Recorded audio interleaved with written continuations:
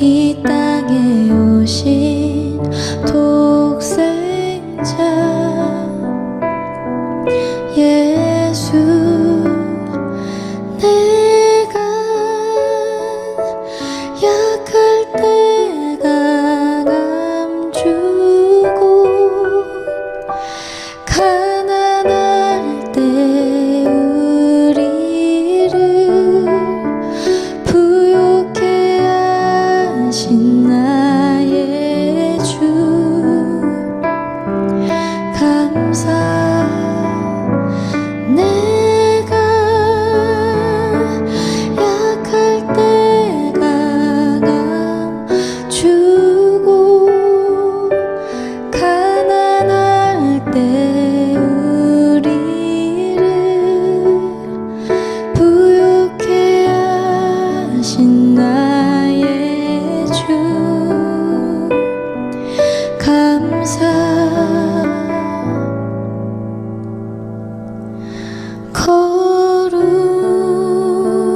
거룩하신 하나님 주께 감사드리세. 날 위해 이 땅에 오신 독생자 예수, 나의 맘과 뜻 다해 주를 사랑합니다. 날 위해 이 땅에 오신 독생자 예수,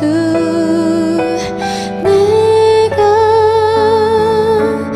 약할 때 강함 주고 가난할 때 우리를 부욕해 하신 나의 주, 감사. 내가 약할 때 강함 주고 가난할 때 우리를 부욕해 하신 나의 주, 감사. 내가 약할 때 강함 주고 가난할 때 우리를 부욕해 하신 나의 주, 감사. 감사.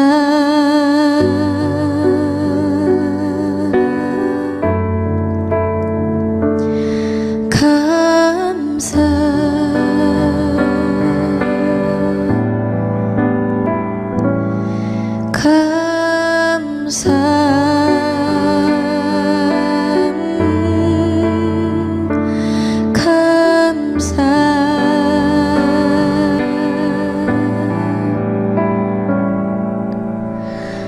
감사.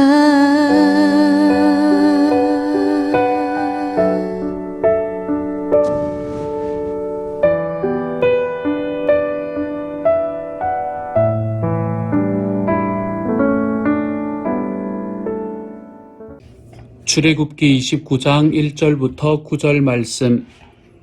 내가 그들에게 나를 섬길 제사장 직분을 위임하여 그들을 거룩하게 할 일은 이러하니 곧 어린 수소 하나와 흠없는 수양 둘을 택하고 무교병과 기름 섞인 무교과자와 기름 바른 무교전병을 모두 고운 밀가루로 만들고 그것들을 한 광주리에 담고 그것을 광주리에 담은 채 그 송아지와 두 양과 함께 가져오라. 너는 아론과 그의 아들들을 회막문으로 데려다가 물로 씻기고 의복을 가져다가 아론에게 속옷과 에봇 받침 겉옷과 에봇을 입히고 흉패를 달고 에봇에 정교하게 짠 띠를 띠게 하고 그의 머리에 관을 씌우고 그 위에 거룩한 패를 더하고 관유를 가져다가 그의 머리에 부어 바르고 그의 아들들을 데려다가 그들에게 속옷을 입히고 아론과 그의 아들들에게 띠를 띄우며 관을 씌워 그들에게 제사장의 직분을 맡겨 영원한 규례가 되게 하라. 너는 이같이 아론과 그의 아들들에게 위임하여 거룩하게 할지니라. 아멘. 오늘의 말씀에서는 첫 번째 제사장이 세워지는 장면을 우리에게 보여줍니다. 이 첫 번째 제사장이 세워지는 장면을 바라보면서 여러분은 어떤 감정이 드셨나요?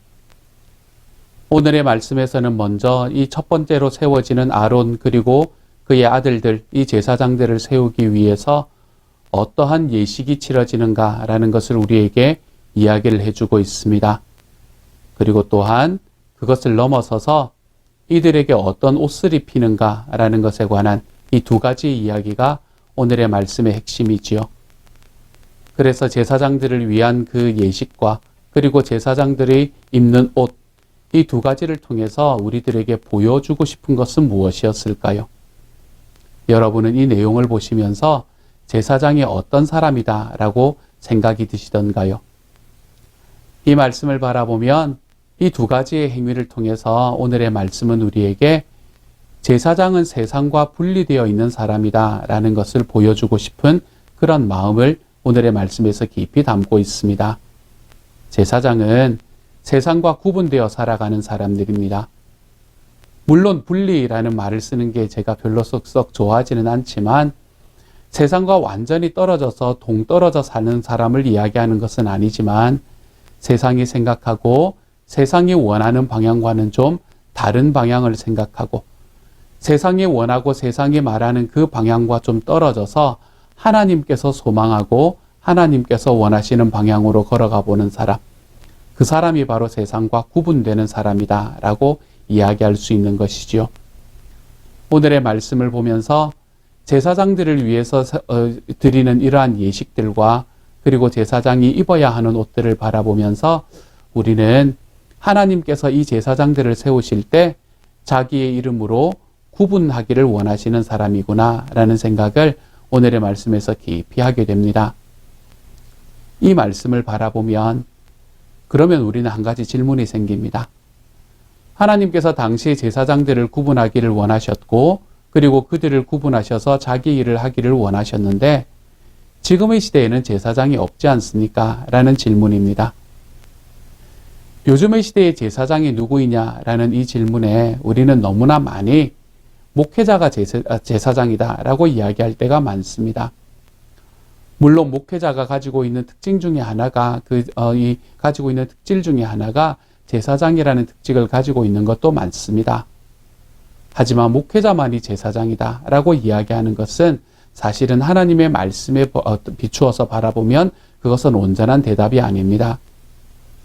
제가 어제도 말씀드렸지만 하나님께서는 하나님을 믿는 모든 이들, 예수 그리스도를 믿는 모든 이들을 왕같은 제사장으로 불러주셨다라고 이야기를 합니다. 이 말씀은 우리가 만들고 있는 이 공동체를 부르는 이 교회라는 이름에도 너무나 분명하게 드러나 있습니다. 교회라는 말은 무슨 말인가요? 교회라는 말은 사실은 그 번역된 말만 바라보면 가르치는 회중 이런 이야기입니다. 그렇기 때문에 이 교회라는 단어가 이 원래의 의미를 정확하게 살렸는가라는 것에 대해서는 저는 고개를 좀 갸우뚱합니다. 하지만 어쨌든 이 교회라는 단어의 헬라어 단어는 무엇인가 하면 에클레시아라는 단어입니다. 에클레시아라는 단어가 가지고 있는 의미가 무엇일까요?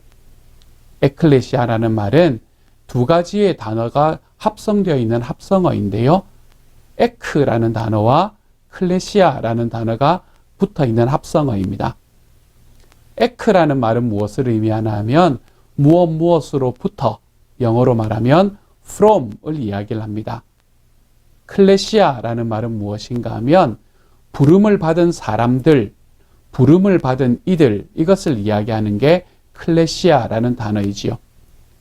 그래서 에크와 클레시아가 합친 이 에클레시아, 교회라는 단어는 무엇을 말하나 하면 부름을 받은 사람들, 그런데 무엇으로부터 부름을 받은 사람들, 이것을 이야기하는 게 에클레시아입니다. 무엇으로부터 부름을 받았을까요? 그렇지요. 이 세상으로부터 부르심을 받은 사람들을 이야기하는 거겠지요. 그래서 이 세상과 구분되어 세상으로부터 부름을 받은 사람들, 그 사람들이 함께 모이는 공동체, 그것을 우리가 교회라고 부릅니다. 제사장이 어떤 의미를 가지고 있다 그랬나요? 제사장은 구분되는 사람이다 라고 이야기했지요. 그리고 하나님께서 세우신 교회도 구분되는 사람들의 모임이다 라고 이야기했습니다. 그리고 하나님께서는 이런 교회에게 내가 너희를 왕같은 제사장으로 세우겠다 라고 말씀하시기도 하셨지요. 그렇기 때문에 지금 이 시대를 살아가는 제사장은 저만 아니라 이 말씀을 들으시는 모든 하나님을 믿으시는 모든 분들이 하나님의 제사장이 된다라고 이야기할 수 있습니다.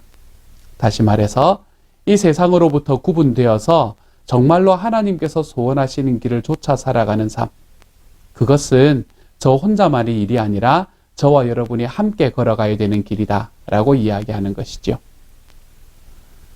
제가 미리 대답을 드린 것 같은데 구분된다 라는 말은 무엇을 의미하는 걸까요? 뭐가 구분된다는 말을 의미하는 거겠습니까? 구분된다라는 말은 이 세상이 말하고 있는 가치관에 내가 매몰되어서 살아가는 것이 아니라 하나님께서 우리에게 말씀해 주시는 그 하나님의 말씀과 예수님의 소원에 우리의 마음과 삶을 두고 살아가는 것이 바로 구분되는 것이다 라고 이야기할 수 있습니다.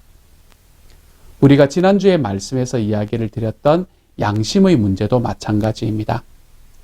세상은 이익을 위해서는 양심을 마음껏 저버려도 된다라고 생각하지만 하나님께서는 이 땅에서 자기의 믿음의 그릇이 되는 이 양심을 우리에게 허락해 주셨지요.